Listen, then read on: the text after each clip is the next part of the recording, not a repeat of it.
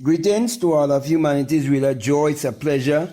It's always my honor to be bringing this message of emancipation to you, whereby I'm pointing you to look no other place but to look inwardly to discover that your real identity is your divinity. Thus, the reason why I want to speak to you today concerning marriage, and what I really want to speak to you about is that marriage is a spiritual secret.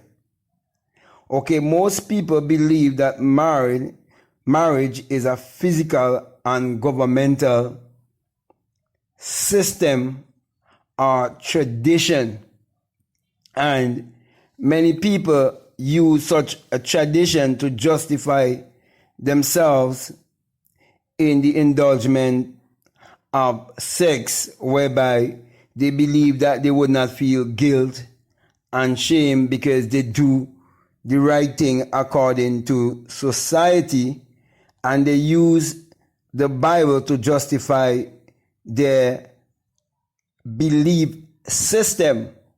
But I want to just dive a little bit more deeply into the spiritual secret of marriage. And Ephesians chapter 5 actually gives you that secret. But in order for you to understand it, you have to first realize that the Bible addresses the human mind and must be interpreted psychologically. That the Bible is not literal, neither is the Bible secular history. For the Bible is written symbolically, and it have no reference to anyone who existed thousands of years ago or to any actual event that would have taken place on earth thousands of years ago. You have to realize from Genesis 1 to Revelation 22 that it's all a great psychological drama, and it all have to do with the human psyche. So with that foundation being laid, I want to say to you that also I would have written a book called The Truth About Marriage, and feel free to check out that book on Amazon also. Now let me go into what I really want to speak to you about here when it comes to marriage, I should say. Now, there are many people who disagree with me and who actually even think I am crazy because I do not believe in the systematic way of marriage that was given to us. And I always use an illustration whereby I would always say to people who do not believe what I am teaching that you have a natural desire called thirst. And when you feel thirsty, you drink water to fulfill that desire. Also, you have a natural desire called hunger. And when you feel hungry, you eat food to quench that desire. Also, you have a sexual horny feeling, which is a desire also that comes upon you naturally. And the system make you believe that you have to sign a piece of paper to fulfill this desire. But you don't have to sign a piece of paper to drink water. You don't have to sign a piece of paper to eat food. But even further, when you sign that piece of paper, you have to pay the government a certain amount of money so that you will receive a certificate known as a marriage certificate. And you have to have a marriage officer to perform a certain ceremony.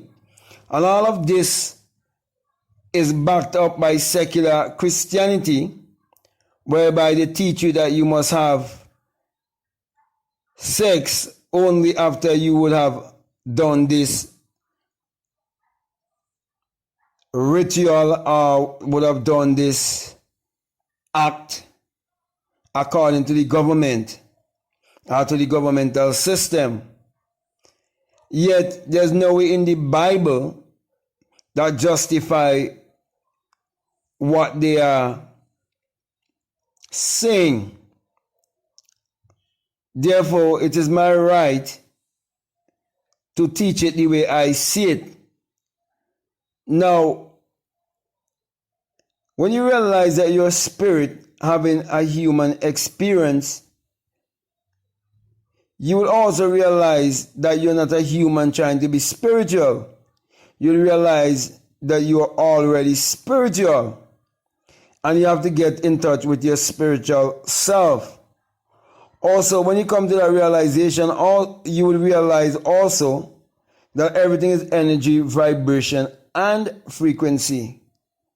And you will realize that everything was first a thought, everything was first imagined. You will realize also that a thought is a vibrational frequency. Therefore, everyone who has been born in this world, they actually a thought evolved being, because the mother and the father first had a thought before they were involved in physical sex for them to be expressed here. And so when you understand that you have a conscious and a subconscious mind, and you must be in union with your higher self and your physical self, you must be in union or marriage with the inner man and the outer man, having the understanding that the body is a slave to the mind, and that as you sow, so shall you reap. Whatever you would sow in your subconscious mind with repetition and feeling, your subconscious mind would receive it. And when you receive it, they receive it as a feeling, and whatever feeling that has been impressed on the subconscious mind, that is what the subconscious mind will return on to you. Also, you realize that the womb of a woman, whatever you sow in the womb of a woman, she would give back. So a woman can bring child for any kind of man. And we refer to the earth as Mother Earth. And whatever seed you sow in the earth, that is what it would bring back also. Then you would realize it's all about union. It's all about oneness. It's all about marriage. So when the Bible speaks about marriage, especially in Ephesians chapter 5, it is teaching you of this divine union. It is teaching you of an invisible union. It is teaching you how to discover your higher self. It is teaching you the secret of oneness. It is teaching you how to understand the oneness of the invisible and the visible. How everything that you behold without is actually within. And sometime later, I will actually go into Bible studies into these things and go very much deeper and open up these things for you in Ephesians chapter 5.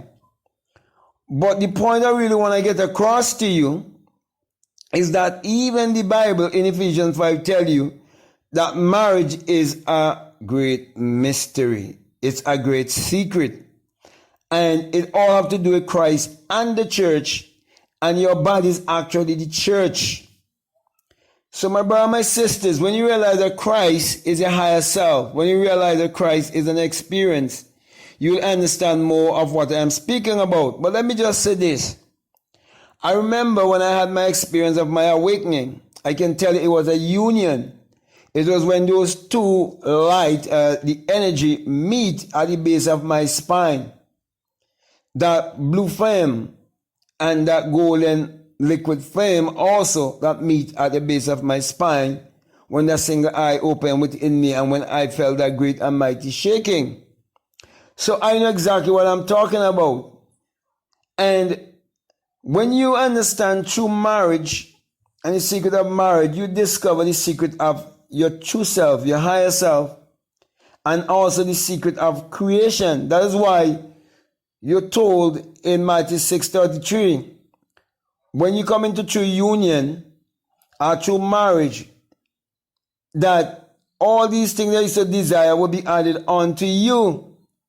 And that is why also in the Bible it teaches you when a man married to a woman which is still secret, that when that woman was unfruitful and not bringing forth, that it was like a curse.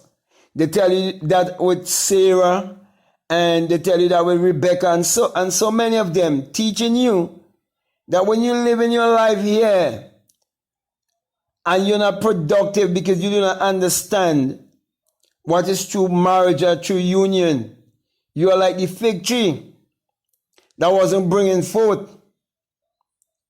So, my brother and my sisters, my encouragement to you is to think more deeply and to come to the realization that no one in this world can ever give you permission to have sex without guilt and shame. That's the reason why the marriage officer would tell you, repeat after me, and then you repeat after the marriage officer, and then the marriage officer would say with the power invested in him. There's no power that a marriage officer has that you don't have. All of us have the same power, and all of us use that same one power. The same power that put me to sleep and wake me up is the same power that put the Queen in England to sleep and wake her up, is the same power that is putting the President of America to sleep and wake him up. Okay? So we are all connected. There is only God in the world. And when you can love yourself and embrace yourself and believe in yourself and come into true union, nothing in this world can stop you from bringing forth. And that is why marriage is all about procreation. But you see, when you just see things in the physical realm and you believe in a God outside of yourself and you believe in a power outside of yourself, you would never realize that this procreation is speaking of you creating your world. When you come into true union, when you come to know who you are, when you come to understand that the Lord thy maker is thy husband, when you understand these things psychologically, when you understand the entire Bible the way it's supposed to be understood, then you would realize that it is your own thought that is creating your reality and that you can create your reality consciously. And that is why you need to get into the true union, knowing that God and man are one. That is why you need to get into true union, knowing that you are God, nevertheless you're going to die like a man. That is why you need to get into true union, that you be able to create your reality consciously, and then you say it is good. And also you will come into Sabbath, you come into rest, because you would have behold your creation. For you would have behold the word has become flesh, and you can handle him. That him is your brainchild, the thing that you so desire, and you would have manifested in this three-dimensional world, whereby you can contact it by the five senses.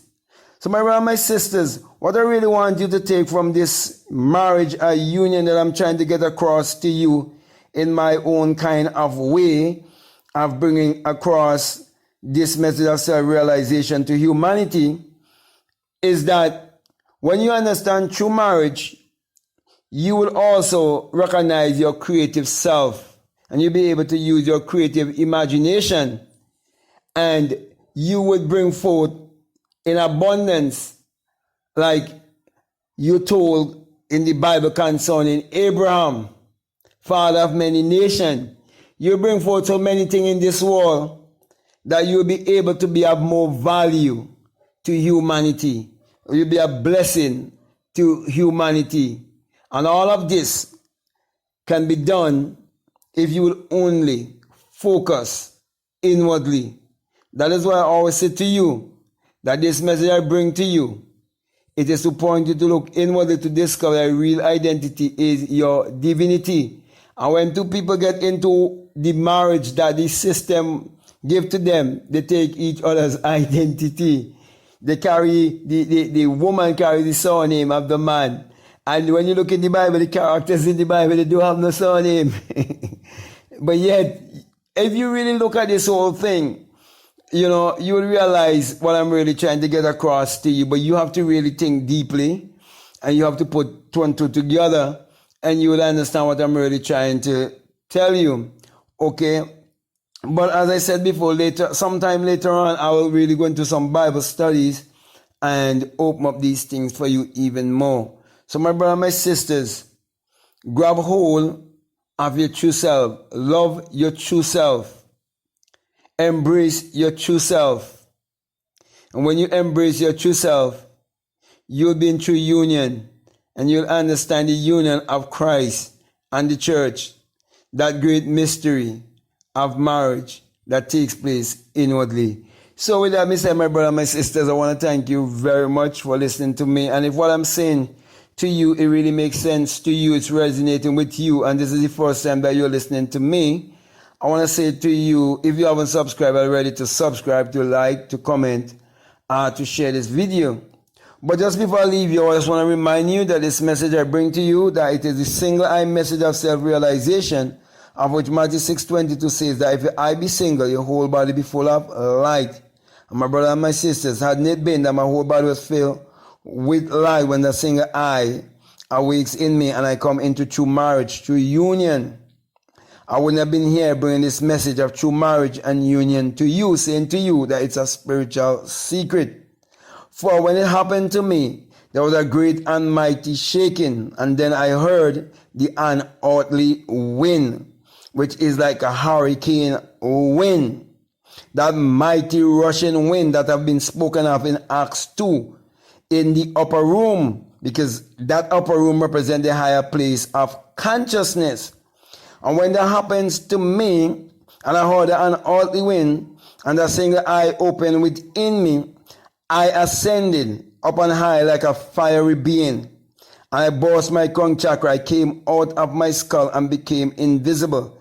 That's how I can tell you that when the Bible says that you shall change from mortal to immortality in a twinkling of an eye, that twinkling of an eye is actually an opening of an eye where you will awake from the dream of life. And then you will tell your story to the rest of humanity, and many would say that you are crazy when you say to them, I and the Father are one. And so, with that being said, my brother, my sisters, that's the reason why I always encourage you and say to you, do not let anyone ever brainwash or deceive you to make you believe that the eye above the pyramid and the US dollar, that it's an evil symbol. No. It is the all-seeing eye of God in you, who is your imagination. For you, when you have the experience, you'll also come to realize that the eye represents the eye of the mystics, the eye of the prophets, the seers, those who will vibrate beyond humanity and come into their divinity. That's the reason why I always put my hand right above my crown chakra and say to you that when you have the experience, you'll realize it is the rising of the S-U-N in a S-O-N, and that it is the dawning of a new day in your life. For the sun as in the S-U-N parallels the human imagination, and the human imagination parallels the sun. For without the sun, there is no life, and there is no light. And without the human imagination, there isn't anything made that was made. And you're told that the sun, as a matter of fact, you're told in Psalms 84:11 that the Lord thy God is a sun and a shield, and no good thing will he withhold from you. And truly the sun has never withhold any good thing from you, for the sun is what gives humanity all of its energy, and the sun is what powers all of humanity. Also in Malachi chapter 1 verses 2, you're told that the Son of Righteousness shall arise in you with healing in his wings. And that is why I'm bringing healing to all of humanity, encouraging each and every one to use your mind power, which is your solar power, your God power, your sun power, which is the creative power. Use that power to achieve your every desire and live your life in true union or marriage with Christ and the church, your inner self and your outer self. So that being said, I want to say peace, love you all, I'm out.